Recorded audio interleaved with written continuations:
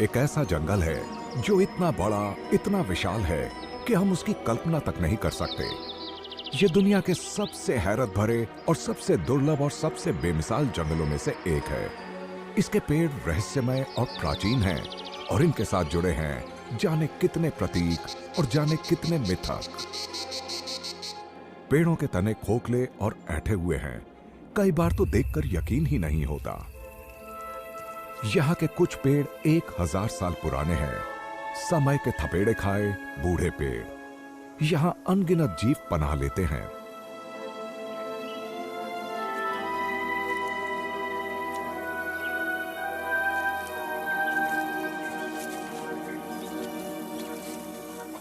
एक अनुशासन भरा जंगल जो दिखने में भले कल्पना से परे लगे, पर यह एक अनूठे इकोसिस्टम का आधार है।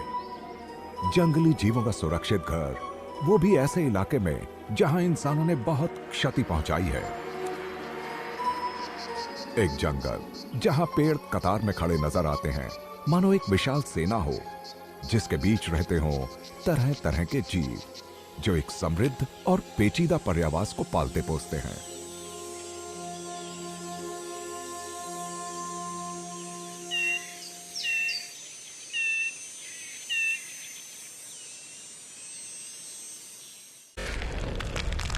यूरोपियन जैतून का ये जंगल भूमध्य सागर के बेसिन के आसपास है। ये ग्रीस, टर्की, मध्य पूर्व और उत्तरी अफ्रीका तक फैला हुआ है। लेकिन इसका सबसे अहम हिस्सा स्पेन के आइबेरियन पेनिनसुला पर है, खासतौर पर एंडलुसिया में।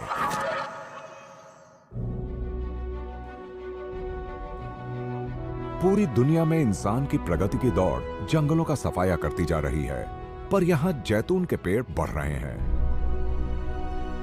21वीं सदी की शुरुआत में इसका फैलाव था 1.1 करोड़ हेक्टेयर का।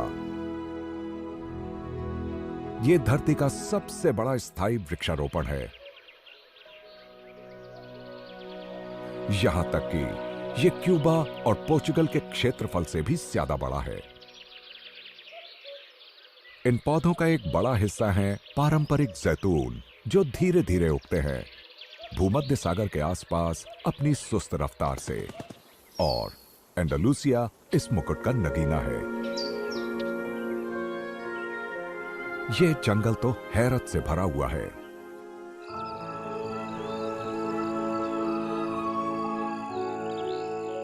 जैसे कि ये इजिप्शियन मंगूस, नेवले की इकलौती प्रजाति जो यूरोप में पाई जाती है।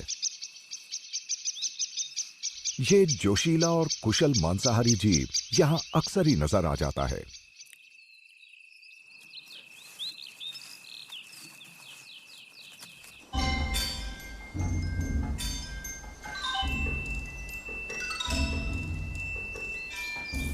एंडलुसियन जैतून के जंगलों में जिंदगी की धड़कन पर कोई अड़चन नहीं आती, पर इस बात पर कोई सवाल नहीं उठाया जा सकता कि यहाँ काफी बड़े इलाके में जैतून के जंगल हैं। इनमें से कई बहुत पुराने हैं और ये एक समृद्ध इकोसिस्टम का हिस्सा हैं। यानी ये एक ऐसा जंगल बनाते हैं जहाँ जिंदगी की चहल पहल कायम है।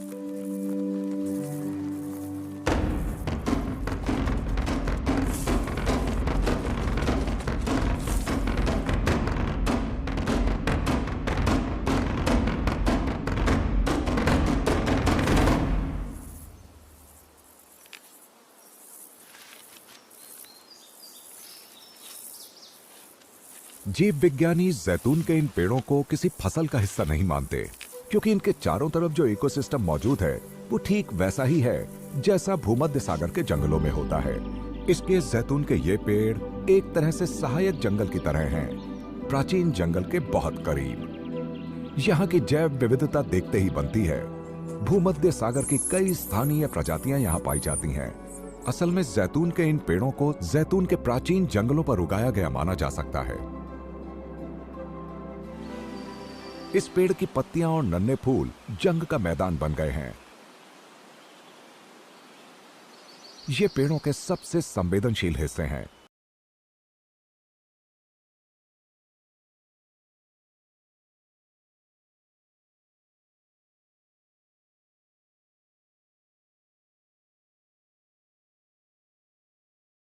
नन्हे और पेटू कीड़े हैं जिनकी तादाद तेजी से बढ़ती है,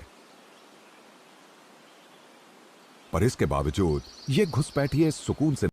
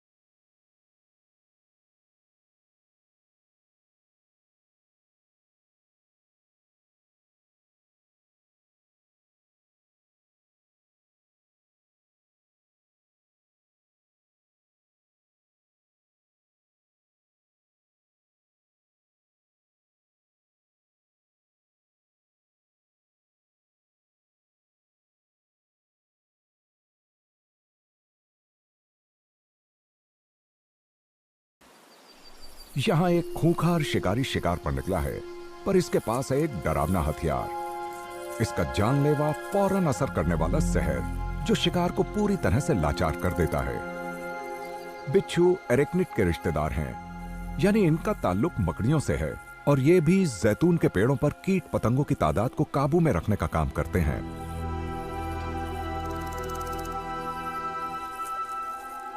ये अजीब सा दिखने वाला झिंगुर बिच्छू का पसंदीदा कीड़ा है।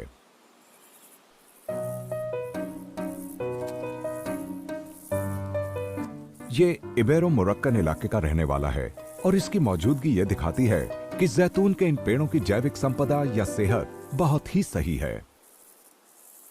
दिखने में ये सामान्य झिंगुरों से काफी अलग होता है। इसके सिर से बाहर निकलने वाले इस हिस्से का क्या मकसद है, ये हम अभी तक पता नहीं लगा पाए हैं।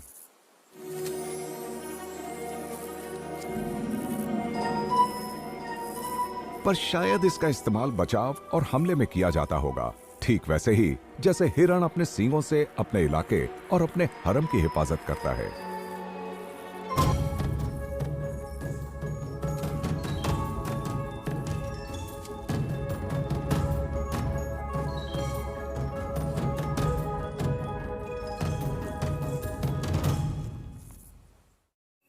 जैसे ही शाम होती है, यह शिकार करने निकल पड़ता है।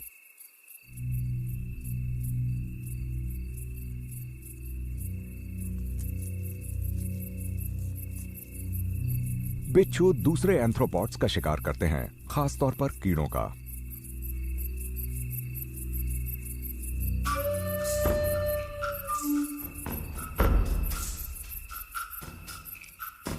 ये शिकार पर घात लगाते हैं, उसे अपने पंजों से कसकर पकड़ लेते हैं और फिर उसमें जहर डालकर उसे पूरी तरह नाकाम कर देते हैं।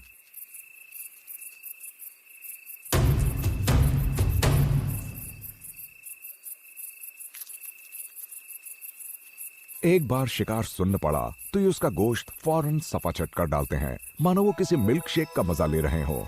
यह शिकार है एक टिड्डा, जिसे बिच्छू मजे से खा रहा है। बिच्छुओं की लार में बहुत ताकतवर एंजाइम होते हैं, जो कीड़ों के कड़े हिस्सों को घोलकर पचा देते हैं।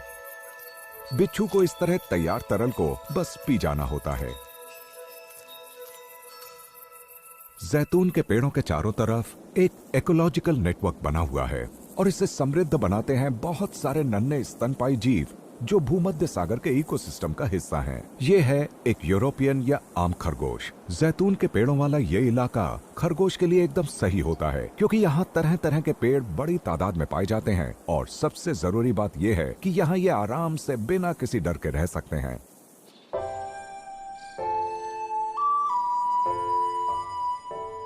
जैतून के सबसे पुराने पेड़ों के तनों पर बहुत सारी खरोंचें नजर आती हैं। यहाँ के हर कोने कोने का इस्तेमाल स्थानीय जानवर करते हैं। तनों में बने बिलों में खरगोश रहते हैं, और उनके बच्चे भी इसी में पैदा होते हैं। अभी अभी पैदा हुए खरगोश के ये बच्चे कुछ देख नहीं पाते, ना ही सुन पाते हैं, पर इसके बावजूद इन्हें अपनी माँ के आने का पता चल जाता है, और ये दूध पीने को बेचैन हो जाते हैं। शुरुआत में माँ इन्हें दिन में एक बार अपना बहुत ही पोषक दूध पिलाती है। जब ये 4 महीने से ऊपर के होते हैं तो बच्चे पैदा करने लायक हो जाते हैं। इस इकोसिस्टम में यह सिलसिला लगातार चलता रहता है। लेकिन खरगोश अकेले जानवर नहीं हैं जो जैतून के इन पेड़ों का फायदा उठाते हैं। बहुत सारे ऐसे पक्षी हैं जो इन पेड़ों पर अपना घोंसला बनाते हैं, जैसे कि ये हूपो। हूपोस आसपास मौजूद कीड़ों को पकड़ते हैं ताकि अपने बच्चों का पेट भर सके।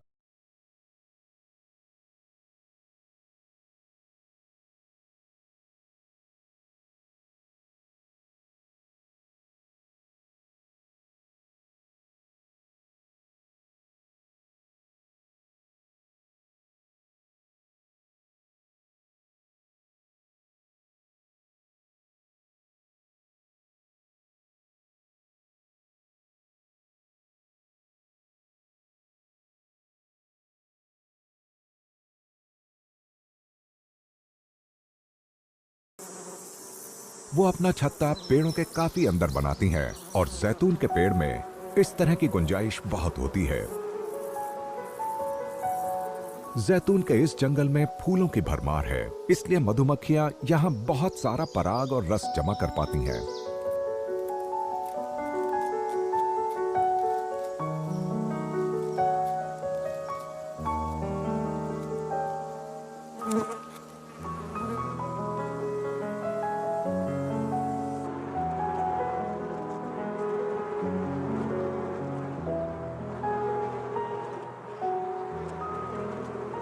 जैतून के पेड़ों पर मधुमक्खियों के बच्चे बहुत तेजी से बड़े होते हैं क्योंकि उन्हें बाहर के मौसम के थपेड़ों का सामना नहीं करना पड़ता।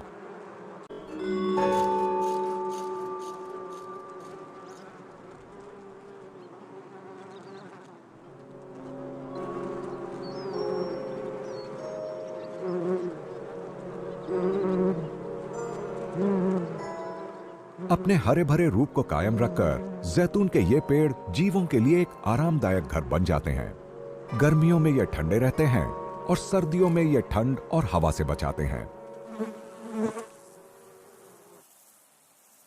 इस पेड़ की छाया उन झाड़ियों को बचाती है जो इसके तने के आसपास उगती हैं और जिन्हें खरगोश और कुतरने वाले दूसरे जीव खाते हैं।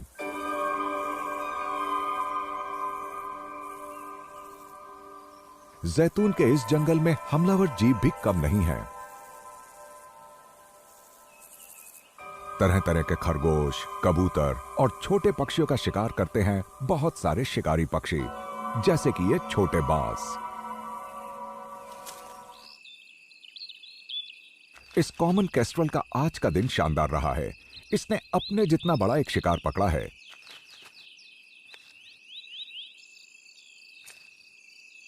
इस कबूतर से जितना गोश्त मिलेगा उससे इस केस्ट्रल को शिकार के बाद अपनी ताकत वापस लाने का मौका मिलेगा। इसके बाद वो अपने चूजों का भी पेट भर सकता है। आमतौर पर इसके घोंसले में 4-5 भूखे चूजे इसका इंतजार कर रहे होते हैं।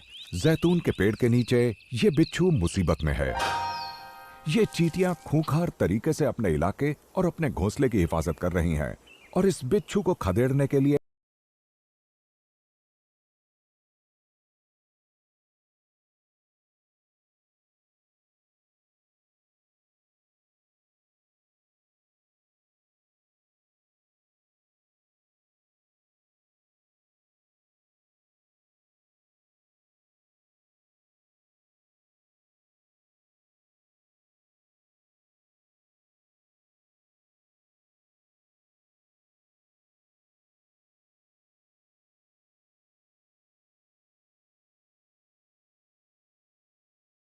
है। लेकिन दिक्कत यह है कि ये दूसरे कई जीवों के लिए लजीज खाना बन जाती हैं। वेस्टर्न थ्री-टोड स्किंक जैतून के इस जंगल के नम हिस्सों में ज्यादा पाया जाता है। वो चींटियों के टीले पर आ चुका है और उनके लार्वा और प्यूपा की जमकर दावत उड़ा रहा है।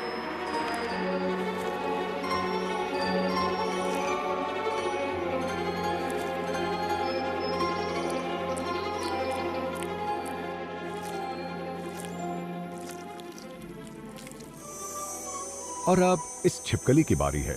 एक विशाल सेमेट्रोनस चींटियों के टीले पर हमला करने को तैयार है। ये भी इन रसीले लार्वा से अपना पेट भरेगी।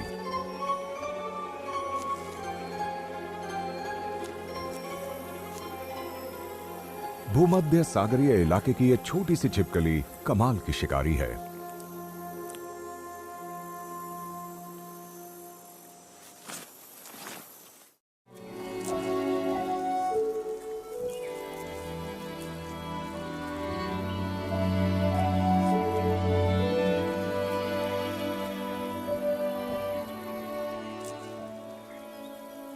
लगातार सक्रिय रहने वाली चींटियां लगातार आ रही इन मुसीबतों से उबरने में लगी हैं और ऊपर गूंज रही है सिकाडा की आवाज। ये पेड़ की शाखाओं के बीच छिपा बैठा है।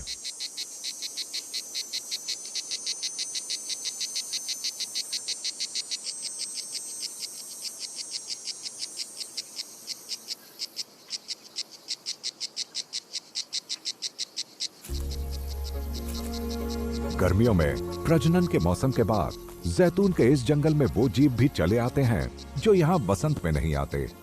ये पेड़ की छाया में पनाह लेते हैं और जब वो यहाँ मौजूद हैं तो ऐसे खाने का लुत्फ उठाते हैं जो सपाट मैदानों पर अक्सर नहीं मिलता।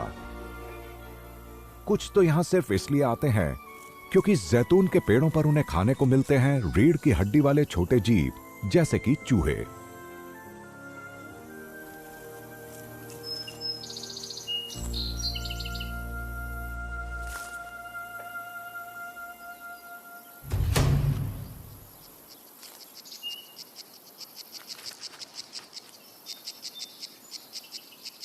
जैतून के इस जंगल के उस हिस्से में जहां शिकारी ज्यादा नहीं आते, जीवों की तादाद खूब बढ़ जाती है और नेवले को ऐसे इलाके बहुत पसंद है क्योंकि यहां चूहे, सांप और दूसरे छोटे जीव बहुत मिलते हैं और ये सब नेवले का शिकार हैं। एक तो इसकी सुनने, देखने और सूंघने की कमाल की काबिलियत, दूसरा इसकी चुस्ती फुर्ती और फिर इसके बहुत नुकीले दांत। यह कोई नहीं बच सकता।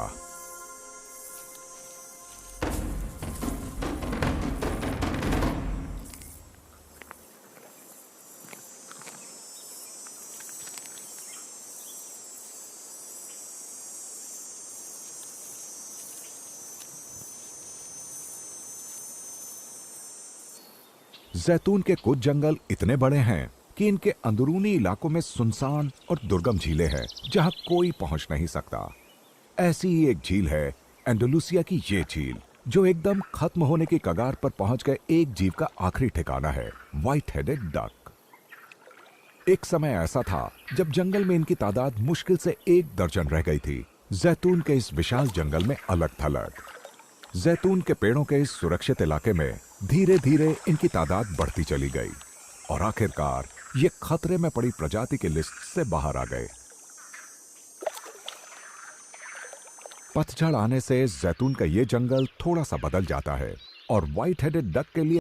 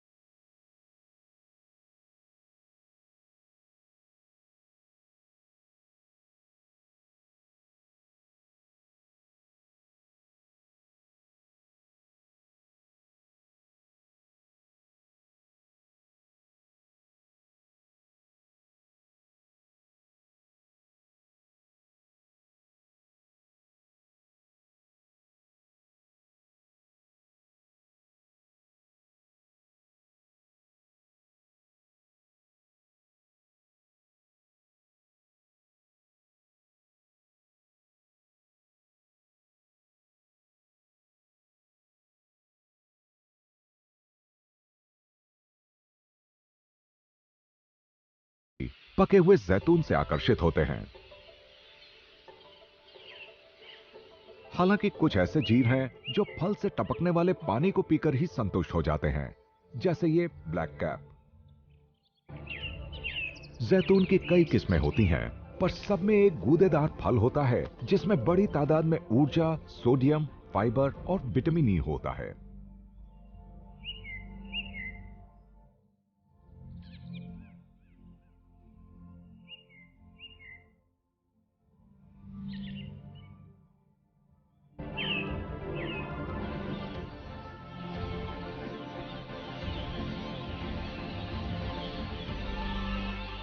इस वक्त जैतून खाने वाले ज्यादातर जीव वो हैं जिन्होंने वसंत के मौसम में इन पेड़ों को कीड़ों से बचाया था। इस तरह जैतून के ये पेड़ अपनी हिफाजत करने वाले इन जीवों का एहसान उतारते हैं। Starling, lesser whitethroat, greenfinch, warbler, ये सब जैतून के पेड़ों पर रहने वाले छोटे पक्षी हैं जिन्होंने वसंत में बड़ी तादाद में कीड़ों का सफाया किया था, और अब कड़ी सर्दियों में ये उन पेड़ों के फलों पर जिंदा रहते हैं जिन्हें उन्होंने बचाया था। यहां तक कि कबूतर भी कपकपाने वाली इन सर्दियों में यहां चले आते हैं।